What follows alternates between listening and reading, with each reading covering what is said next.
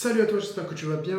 On se retrouve aujourd'hui dans une nouvelle vidéo un petit peu spéciale, vidéo dans la suite de l'accompagnement qu'on est en train de voir, vidéo comment vivre des propres firmes en 2025.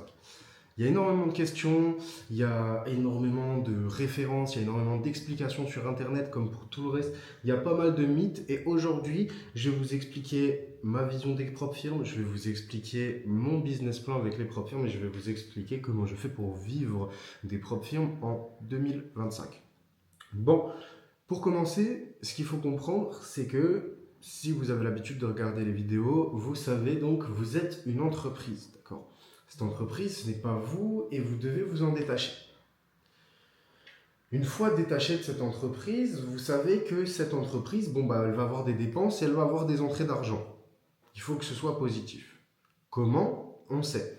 Un investissement de base qui va nous emmener à acheter une ou plusieurs propres firmes. Vous savez, je vous conseille de commencer doucement, d'accord? Rentrer dans le premier cycle de la validation, aller chercher vos premiers payouts, d'accord? Et une fois que c'est fait, vous avez fait la première boucle, d'accord? Maintenant, une fois que vous êtes là, déjà, la première chose que je vais vous conseiller, la première chose que je vais vous dire, c'est faites attention euh, aux propres firmes chez lesquelles vous allez aller. D'accord? En 2025, comme vous le savez, c'est pas forcément évident d'atteindre les objectifs. Je veux dire, c'est quand même du travail, du temps passé à faire les validations. C'est aussi du temps passé à trader en funded. Tout ça pour ne pas forcément être payé derrière. C'est pas un but. D'accord? Donc là-dedans, parfois, même dans votre scaling plan, imaginez vous avancez vraiment, il faudra explorer des nouvelles propres firmes, etc. Mais faites en sorte d'aller vers quelque chose de sérieux. Soyez dans le conscient, d'accord?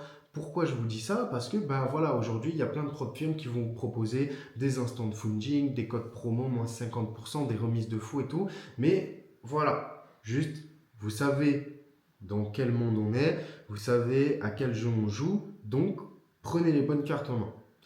Tournez-vous vers des propres firmes qui sont bonnes. Okay, des propres firmes qui perdurent dans le temps, qui ont des bons avis, qui justement vous permettront d'avoir une bonne carrière en trading. Au début, c'est pas compliqué. En vrai, limite pour les premiers, vous allez dans les tops et vous faites pas chier. Par la suite, par contre, restez concentré et continuez votre scaling plan avec des propres firmes qui arrivent. C'est important. Première chose de dite. Maintenant qu'on sait à peu près avec quelle propre firme on va travailler et qu'on sait un petit peu ce qu'on va faire, on va comprendre le cycle. Et c'est là où vous allez voir, c'est qu'une fois le payout fait,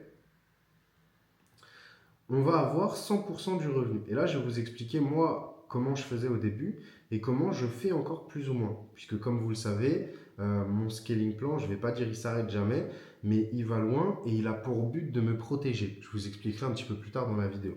Maintenant, sur 100% du payout, je vais faire la règle du 33%. Ok. Hop.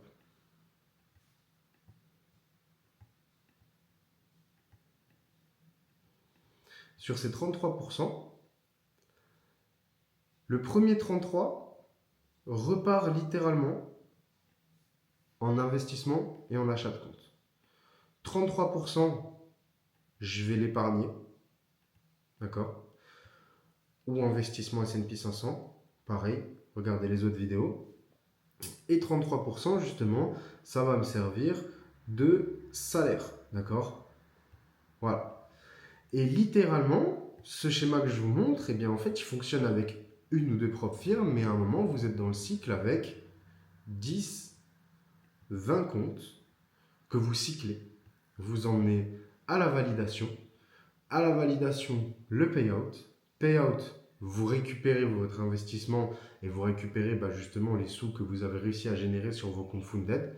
Vous mettez cette règle des 33%, l'épargne vous couvrira toujours, le salaire vous permet de vivre et le réinvestissement vous permet de scaler. D'accord? Et c'est justement ça, la suite, c'est de comprendre le roulement. Le roulement, donc là, d'accord, on a compris. Maintenant, comment on le met à échelle réelle? C'est-à-dire que par exemple, au début, ton objectif, ça va être d'avoir un challenge et de financer. Ok? En vérité, pour l'exemple, on va juste se l'écrire autrement. Par contre, s'il vous plaît, je vous demande un détail particulier, c'est juste comprenez avant, allez voir les vidéos précédentes. Parce que quand je vous parle des propres firmes, je vous explique ce qui fait que vous pouvez utiliser correctement les propres firmes, dont le facteur monétaire. Et allez vraiment regarder cette vidéo avant de vous lancer dans le scaling plan. Parce que dans cette partie, je vais vraiment parler de comment scaler ses revenus et les répartir.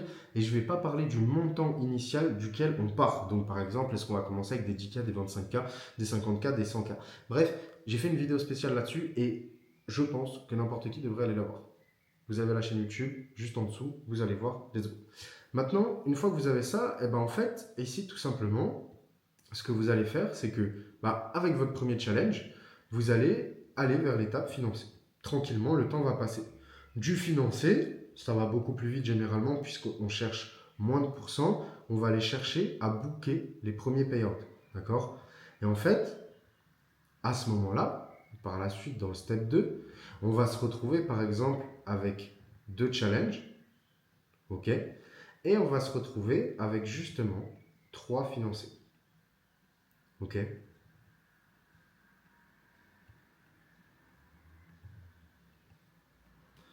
Hop. Et du coup, pourquoi là je développe comme ça? Parce que vous savez, avec les payouts qu'on récupère, 33% repart dans les investissements. Et forcément, vu que j'ai toujours des challenges en cours, au fur et à mesure que mes steps avancent, j'ai de plus en plus de financés. Vu que j'ai de plus en plus de financés, je peux me permettre d'acheter de plus en plus de challenges à chaque étape. Maintenant, comprenez une chose, vraiment très importante. Une chose qui va faire la différence dans toute la suite de l'histoire. La sécurité. Parce qu'en fait, l'objectif, il y a 2 choses que vous devez comprendre pour pouvoir gagner sa vie bien en propre firme et tout. Et je vous jure, des fois, on peut dire, je ne suis pas là à parler que de stratégie, mais parce qu'en fait, c'est ça qui fait toute la différence. OK? Il y a 2 choses. La première, c'est le scaling plan. C'est-à-dire, jusqu'où peut-on scaler notre revenu? Ici, dans le business plan, c'est bon, on a l'infini. Par contre, il y a une chose, ça va toujours être protéger votre capital. C'est-à-dire que je veux scaler pour pouvoir gagner 100 000 euros par mois. OK, c'est une chose. Par contre, est-ce que je suis prêt à tout perdre pour les avoir? Pas non plus. Donc, je vais me protéger. Pour cette protection, j'ai une règle qui est très simple, c'est pas plus de 2 challenges ou 3 challenges en copie et tous les comptes en séparé. Je ne fusionne pas les comptes, je ne les mets pas en copie, ni en challenge, ni en financé. Alors, quand vous êtes à l'étape 8 ou 9 du scaling plan, oui, tu vas utiliser un challenge, tu vas en connecter 3 ensemble, tu vas en connecter 3 ensemble, tu vas en connecter 3 ensemble, parce que tu es avancé. Par contre, en fait, ce qui fait qu'ici tu es protégé, c'est que si tes 3 comptes, ils sont effectivement séparés et tu ne les traites pas en même temps, tu peux, je ne vais pas dire commencer à te garantir un revenu, mais dans la démarche où tu recherches à faire 1 à 2% sur ton compte avant de demander ton payout, eh ben en fait, imagine tu sécurises avec ton premier, même si tu perds les 2 autres, tu auras un revenu à la fin du mois. C'est pas le but. Mais le but étant de les séparer, de sorte à ce que, par exemple, imagine, j'ai un problème n'importe quoi et au milieu, à un moment, je perds une propre firme, eh bien, ça ne m'empêche pas d'aller justement chercher, d'accord, mon payout. Et une fois que j'ai mon payout, d'accord, je réinvestis automatiquement. Et c'est ça qui fait la différence. Et c'est ça qui permet de vivre des propres firmes. En fait, c'est d'avoir plusieurs propres firmes, c'est d'avoir plusieurs comptes propres firmes. Moi, je vous l'ai dit, hein, pour moi, dans mon esprit, un 100K funded, c'est un SMIC par mois.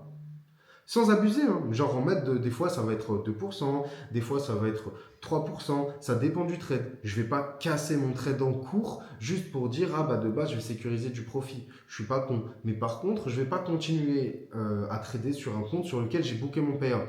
Ok? Le but c'est de sortir de l'argent et d'être rentable dans ce cycle. En fait, les propres firmes, c'est un effet de levier. Mais c'est un effet de levier de compte. Donc servez-vous-en intelligemment et pas pour se dire si j'ai un 100K financé, je vais être millionnaire en 3 mois. Genre parce que ça va vraiment pas se passer comme ça. Et moi le premier je suis passé par là. Hein. Et tu sais quoi? Mon premier compte Funded, je l'ai explosé, t'as même pas idée. Tu voudrais même pas voir, je te ressors le truc. Ça faisait peur. Bref, et ça, c'est le modèle de base pour vivre avec les propres firmes. C'est qu'en fait, tu ne les traites pas ensemble. Donc par exemple, quand tu as 10 comptes financés, Bah, tu vas trader jour 1, jour 2, tu vas booker ton payout. Tac, tu changes de compte. Parfois, tu vas même pas trader tous les comptes dans le mois. Mais en fait, ce qu'il faut comprendre, c'est qu'à un moment, ton scaling plan, il fait que tu seras jamais à sec. Genre, il y a une propre firme qui ferme, il y a deux propres firmes qui ferment, il y a trois propres firmes qui ferment. C'est pas grave. Tu as tellement de comptes en stock que même tu en crames un, deux, trois d'affilée, à la fin du mois, tu continueras à gagner de l'argent.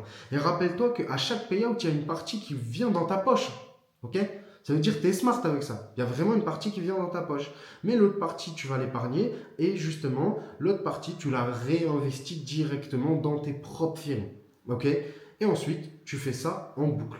Jusqu'à arriver au step où tu vas avoir 10 challenges en cours, tu auras 50 funded, c'est une façon de parler, mais vous avez différentes façons de scaler au bout d'un moment. Vous pouvez tourner vers les propres firmes futures, où là par contre, tu ne peux pas forcément one-shot ton funded. Je m'explique.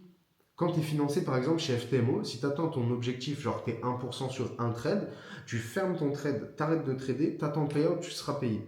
Si tu es en futur par exemple, genre Top Step, sur Top Step, ça va être beaucoup moins cher, mais par contre, on va te demander, je crois, entre 3 et 6 jours de positif pour pouvoir demander ton payout. Donc là, forcément, on te pousse à trader. Et les amis, dites-vous que les règles sont faites comme ça. En vérité, dis-toi, dans les propres firmes, plus c'est avantageux, moins c'est fiable. Ok?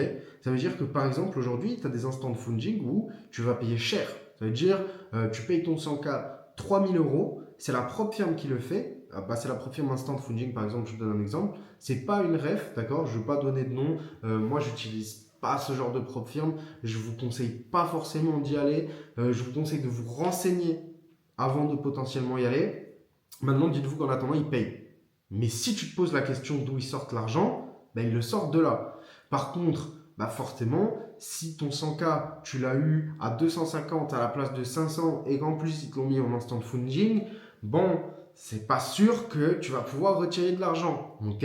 Donc à un moment donné, soyez intelligent, soyez pas appâté en fait par des codes promo et des publicités incessantes. Allez vers les propres firmes qui sont professionnelles. Et encore une fois, hein, si vous rentrez là-dedans, on part du principe que vous faites confiance au système et que toutes les étapes que je vous ai données avant, ainsi que le plan de trading et son développement, c'est fait. À ce moment-là, oui. Et là, tu rentres dans ton plan de trading. Et après, tu peux très bien gagner ta vie. Parce que forcément, une fois que tu es financé, il passe la dizaine, bah en fait, tu t'accordes une certaine sécurité par mois. Même si justement le mois se passe pas bien, par exemple, il te suffit d'avoir booké 2 à 3 payouts et c'est bon. C'est ok. Non seulement à ce moment-là, ça voudra dire que tu auras pu épargner de l'argent, non seulement ça voudra dire que tu auras eu un salaire, mais en plus ça voudra dire que tu auras quand même des comptes à racheter pour le mois suivant. Et tu continues, tu continues, tu continues, tu t'arrêtes jamais. Ok? Ah si, tu t'arrêtes un jour, mais dans l'idée, ça dépend de ce que vous voulez. Mais là où je vais vous donner un vrai conseil, c'est en trading. Allez chercher un maximum de levier pour chercher un revenu normal. C'est-à-dire, si vous voulez par exemple gagner 20 000 euros par mois en trading, cherchez à lever 1 à 2 millions en gestion, entre guillemets, de propres firmes avec des allocations max chez différentes propres firmes.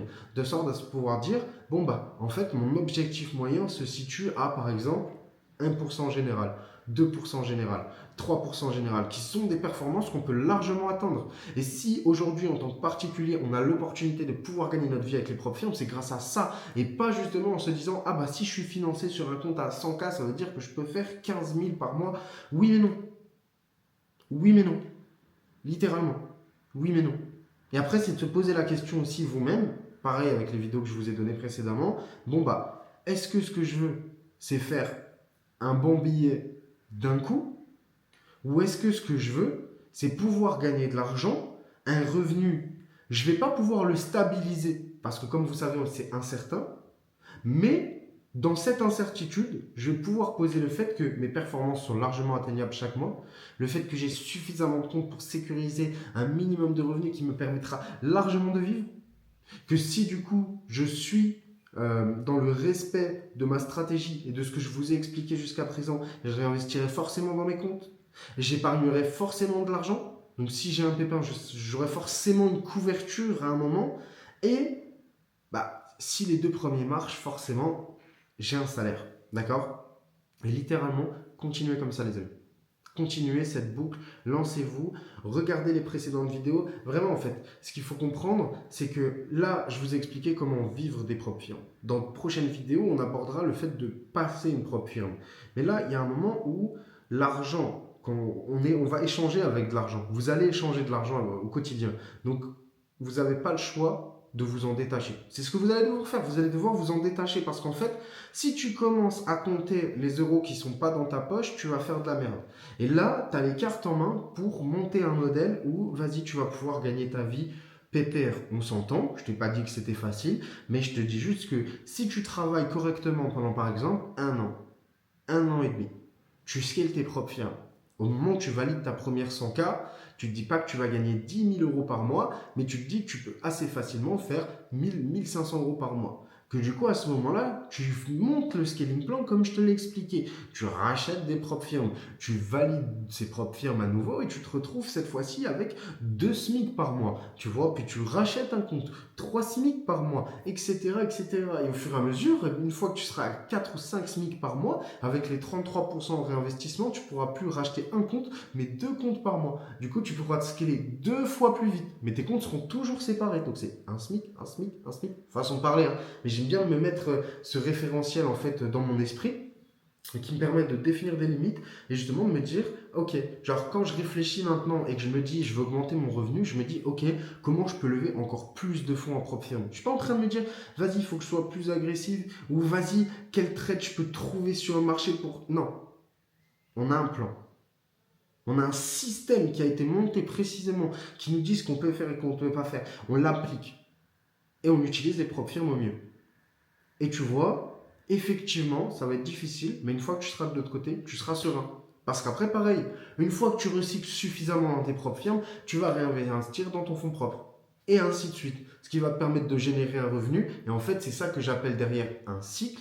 C'est qu'en fait, tu commences à créer une boule de neige qui devient de plus en plus gros, où en fait, tu t'imagines que ton objectif, c'est de payer out 1% global mensuel, mais qu'en fait, au début, peut-être que ça fera 1000 $, peut-être qu'à la fin, ça fera 10 000 $, et qu'ensuite, ça fera 100 000 $ par mois. Okay. Et dans ton scaling plan, il ne faut pas commencer à s'abrutir et à dire, vas-y, je vais aller tirer le plus possible dans la propre firme. Non, sois intelligent. Le but, c'est de durer, le but, c'est d'être stable, le but, c'est d'être là encore dans 10 ans et de continuer à capitaliser. Donc, voilà.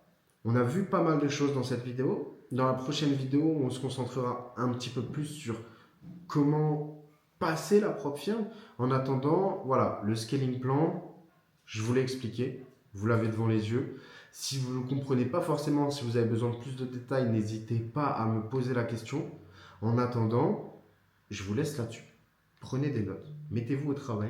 Si vous n'avez pas les références par rapport à quel est le capital de départ, si vous n'avez pas les références par rapport au système à utiliser pour pouvoir faire ça, etc., je vous invite vivement à retourner vers les vidéos précédentes. On est quand même à l'épisode 22 maintenant. Il commence à y avoir de la data, les amis. Vous avez de quoi faire. Absolument aucune excuse. Juste mettez-vous au travail, s'il vous plaît. Bref, merci de m'avoir écouté. Je vous souhaite une excellente journée, une excellente soirée et à très vite. Ciao.